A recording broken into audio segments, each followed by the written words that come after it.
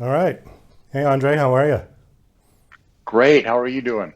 Doing fine. Thank you. Thank you so much for coming on the show. Well, thank you for having me. I really appreciate it. So, as we were talking about just before we got on, you were a commentator, financial commentator, and you said you worked at Bloomberg and CNBC. Well, yeah, I was one of their contributors. So I did CNBC, Bloomberg, Fox Business, Fox, all the major financial networks. Just kind of jumped around depending on who called, and did that for quite a while. Really enjoyed it. When would they call you? I mean, what would happen if the stock market crashed? They'd call you, or if it's really cruising to new highs, they'd call you. What would they call you for? It morphed over the years. So I think at the beginning I did Bloomberg Radio, and they just needed guests, right? They needed somebody to ask questions to, regarding the financial markets because they were losing a lot of market share to TV. And so that's how I got my start. And then Fox was basically an upstart, and Fox was trying to basically take market share, or Fox Business was trying to take market share from CNBC. So when I first came on, they just needed someone who could do general commentary about the markets. And it was, I think, at the beginning, it was filling a slot, right, which made sense. But then as I went along, what's interesting is the other markets start to call you. The other, CNBC started calling, even Bloomberg TV started calling, and then some others. I did ABC News. So that's, I think, once you start doing the commentary longer and longer, they start to understand who you are, what your style is, what you talk about, and then they start calling you specifically for what they know you're going to talk about. So, have they called you about crypto? No, because I've been off the air for years. I stopped doing it at some point. It was fun. I did it for about 6 years, but then I stopped doing it, and focused more on my career, my business, my family. People think that you get paid a lot for that gig, but you really don't. If you're a contributor, they give you a small stipend, but other than that, it's really free. It's marketing more than anything for you, which is great. It's great marketing, because obviously people know who you are. But after a while, I was doing maybe 3, 4 interviews a week at the peak, and it became overwhelming. It was too much. It was actually interfering with the rest of my life. Well, I don't know exactly what they pay, but I do know that if you have a talk show with live guests and your crew is union and you're legit, for lack of a better term, like you Ellen DeGeneres or one of those types of shows, the rate is $884, which is scale, and it's a very strange amount of money. I don't know why they came up with that amount, but that's what we've been looking at because we want to try to transition once this COVID thing gets out of here. Try Right. to transition to have a live Is show. that the SAG rate, I wonder? Is that It what they could model be, it, or no? yeah. That's Yeah. just the rate I saw. That was a sort of a scale rate for people to go on network talk shows. It could have something to do with the networks. I'm not sure where they got that amount, but I thought, what a weird amount to come up with. Yeah. It is odd, but it's better than zero. That's better than zero. I mean, and for the guests that I would be booking, I'm going to be booking a lot of starving music artists. So $800 would probably be a good chunk of change for them to come and play a song, you know? Yeah, So not bad at all. why not? So you've got a book out. It's called Streaking to Win. Is your book recent? Is it new or has it been out for a while? Yeah, it was just released May the 4th. May the 4th. It Okay. came out, yeah, May the 4th. On your talking points, it says it's a self help book. I guess for lack of a better genre, I would think. I guess it could be a business book, but more than anything, yeah, it's a self-help book, and but it was really, the impetus for it was my TED Talk. I did a TED Talk at the end of 2016 that was published, and actually went out on the air in 2017, and it was about believing in yourself. Because what I realized that if you look at motivational material, and again, I don't have anything against motivational material. I think it's phenomenal. I think a lot of it is really well put together and really well done. But you just see this pattern that kept on, showing up, which was that you have to believe in yourself. That's just a common theme. For this to work, you have to believe in yourself. That's one of the most important things, if not the most important thing you have to do, is believe in yourself. And you hear that over and over, but then you also hear, well, believing in yourself is the hardest thing that you'll ever do. Well, if it's the hardest thing you'll ever do, then it's obviously not that simple to just simply believe in yourself, and then all of a sudden you can start taking advantage of all these programs. So I started doing the research and thinking about it, and trying to understand, how is it that somebody creates belief in themselves if they don't naturally have it, if they weren't raised that way. And that was really the topic of the TED Talk. And I really thought I had an answer, and it was through the experiences that you have, right? If you go through something really tough, you overcome it, the neural pathways in your brain actually get rewired so that you create this sense of belief in yourself. So in order to really truly believe in yourself, you have to have either a big experience that impacts you tremendously, or many small experiences over your life. But it has to be something that you can overcome a challenge, and then you start creating that belief in yourself, which allows you to take on bigger challenges. And again, it seemed like it was just going to be a great topic. But again, I don't know that it was any different than any other of the motivational material, because you still had to be able to get through that challenge, which again is a challenge in and of itself. So I realized there has to be something before that. There has to be a step before that. What do you do in order to get to the point where you actually can believe in yourself? And that's what the book is all about. It's about just creating a simple method, step by step, so that if you are falling short in your life, you don't have that belief that you need, how to create that belief. You also mentioned the term micro goals in your talking points. Is that what you're talking about? Small steps, baby steps?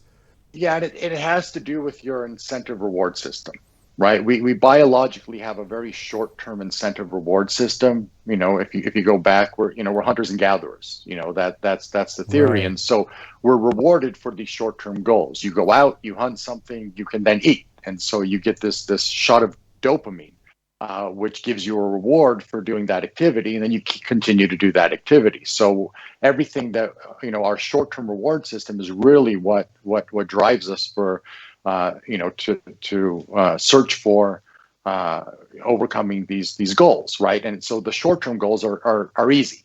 You say, oh, I want to wash my car this weekend, and you wash it, and you get a little boost of dopamine, and that's it. And as simple as that is, I picked really simple topics to talk about in the book because I wanted people to understand that really it's the little simple things in life that are easy to do that we get rewarded for. But the problem is our long-term goals, once we accomplish them, we don't get an incrementally larger reward. So let's say that your goal is to lose 30 pounds, and you fight a year to do it. Well, when you finally step on that scale and you hit that goal, that's about it. You get that boost of dopamine, you feel good, and then pretty much it wears off. And now what do? And so because of the fact that we don't get incrementally rewarded for longer term goals, much more than we would for achieving short-term goals, there's this huge gap, and it's very difficult for human beings to fill that gap, again, unless they naturally have that personality or they're wired that way. So if you can break things down into micro goals, and the streaking part comes in keeping track of those micro goals and then building streaks where you're saying, I did this micro goal. I exercised today for half an hour, and then you keep the streak going, and all of a sudden you look at your streak journal and you say, wow, I've exercised now for 35 days in a row. That's a big accomplishment. Well, not only are you getting rewarded short term with the little dopamine injection, so to speak, along the way, but all of a sudden you now have a tangible goal that you've achieved, and it's the actual streak itself. You said, wow, I've done something for 35 days in a row. I need to continue this. This is a big accomplishment. And you want to do it for 40 days in a row, for 50 days in a row, for 60 days in a row. And at some point, you really become addicted to that streak. Because for you to wake up one morning and say, well, I don't feel like exercising today. Well, no, all of a sudden you have the streak hanging over your head. You're thinking, I don't want to go back to zero again. And that's really how the system developed. Well, since you were in the financial industry, how does this book translate to people who want to make more money, who want to become independently wealthy? That's a phenomenal question. I think because you look at any goal that you have and you break it down, and it's in the action, right? It's in the activity. It's in our behavior that we become who we are. And so you look at, again, you can break anything down into a short-term goal. So let's say in the financial industry, and again, depending on where you are, what side of it you're on, but let's say that you know somebody that needs more knowledge. I'm just going to keep it really simple. Let's say you need more knowledge about a certain investment or sector, real estate, equity markets, currency market, whatever it is. Well, in order for you to actually be proficient at that, you have to gain the knowledge, right? Well, how do you gain the knowledge? You have to study.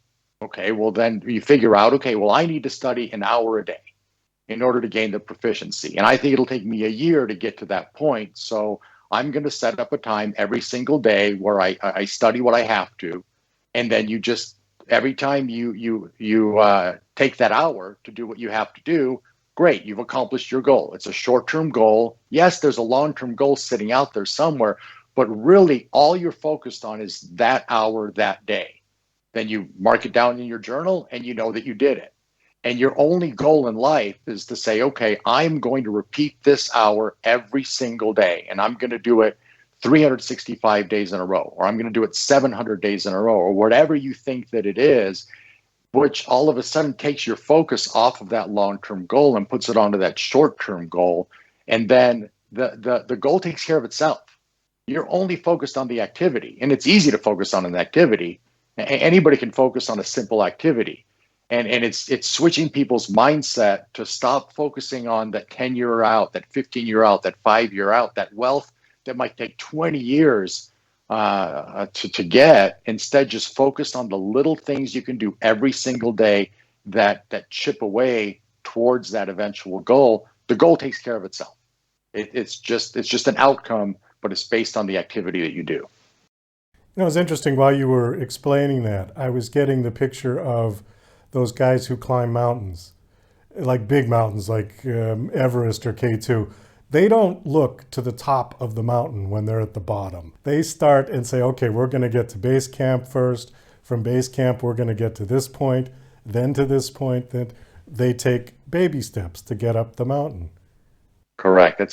That's a phenomenal picture. That's exactly correct. It's understanding that it's very difficult. Now, there are some people that are wired for that. There are some people that naturally can achieve long-term goals because they can delay gratification, they can grind towards it, and this book isn't for them. They're already doing it. This book is really for the people that haven't had the ability to achieve those long-term goals. They keep on falling short because they don't understand that principle of climbing a mountain, where it's you can't look at the peak. It's too big of a goal. Right. You know it's there, but just look at the step ahead of you. Just look at the step ahead of you. And the only thing that I really added in was, again, that's not a new idea.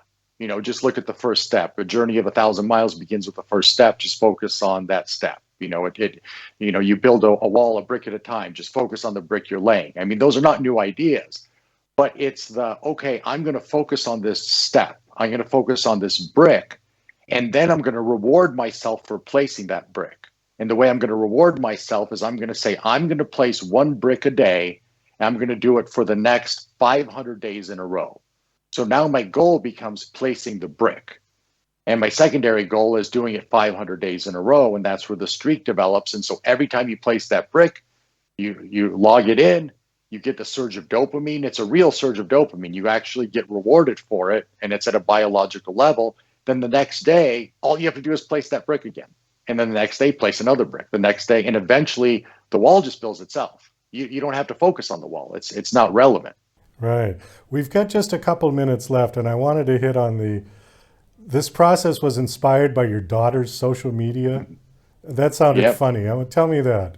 Like anybody who has a teenager, you know that this is a battle, especially now. I mean, the way that kids communicate these days is through social media. And we always had a rule in our house, was at 10 o'clock, all media devices come out of the room. So computers, phones, everything, because we didn't want our daughter to be tempted to sit there at 3 o'clock in the morning communicating with her friends. She needed a good night's sleep. And that was the rule. And so one night it was, 10 o'clock, and my wife and daughter were just arguing. And I'm already in bed. I have to wake up early. And so I got out of bed, dragged myself in there, and I said, "What the heck is going on? Why are you guys arguing?" And my daughter said, "Look, I can't give up my phone right now. I just can't do it because I have to finish my streaks." What the heck are you talking about? As a father, you definitely don't want to hear that. You don't want to hear your daughter talking about streaking and social media, because for anybody over 40, it takes on a different connotation. But anyway, I said, "Look, explain this to me," and she just explained it. She just said, "Look, when you reach out to someone on social media and they reach back to you, then you get a streak. That's a connection. And then every day that you do that, your streak keeps on building and building and building."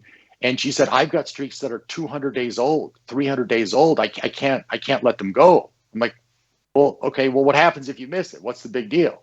She said, "Well, you go to zero." And I said, "And why is that a big deal?" She goes, "It just is. It just is." And she was just so fervent about it. And so that's when I started doing the research and thinking there has to be something to this. And there actually is an addictive quality to it. And it has to do with, that surge of dopamine, that rush of dopamine. You actually are getting rewired to start looking forward to those streaks. And it actually becomes in and of itself a goal. The streak itself becomes the goal. And the goal itself just kind of gets washed away in the process. And then I thought, well, how can we apply that to actually striving for, goals beyond that, goals beyond just keeping in contact with your friends, but, real world goals that you're building towards. And that's how the whole thought process started. Well, that's very interesting. This must be on TikTok, because I've only heard that term used for the TikTok app. Is that what she was on? It's TikTok, it's Snapchat, I think primarily. Oh, It okay. might be Instagram, I'm not sure, but I know it's Snapchat for sure. Oh, all right. Yeah, we haven't figured out how to translate that into show viewers for us, so we haven't exactly pursued it. Just You know, do a dance, I think. Do a yeah, dance to some silly song. I think that's how it works on TikTok. yeah. I don't think anybody wants to see me dancing. Anyways, Andre, we got to wrap this up. We are out of time. Do you have a website that you want to give out, personal website, or one for the book? The one for the book is Streaking to Win, thebook.com. But I think if you search Streaking to Win, it pulls up as well. And then it's available on Amazon, Amazon.com, search Streaking to Win, Barnes & Noble, iBooks, the book store at Book Baby. So it's out there. It's out there. Okay. Well, I guess you don't need to hold it up. It's been there all along for the interview. So there it is. There it is. Okay. Thanks so much for coming on the show. And it was nice talking to you.